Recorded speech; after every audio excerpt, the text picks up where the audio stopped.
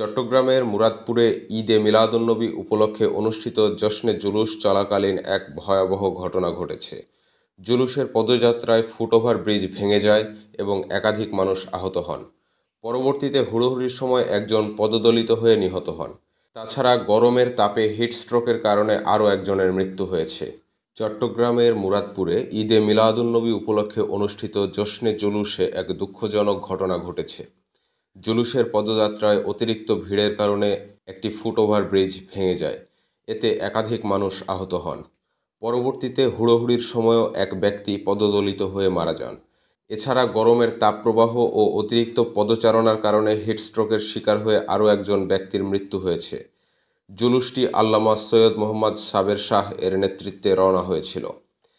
এই ঘটনা আমাদের সতর্ক করে দেয় ধর্মীয় অনুষ্ঠান ও মহাসমাবেশের সময় নিরাপত্তা ব্যবস্থা কতটা গুরুত্বপূর্ণ। আশা করা যায় ভবিষ্যতে এমন দুর্ঘটনা এড়াতে যথাযথ প্রস্তুতি গ্রহণ করা হবে।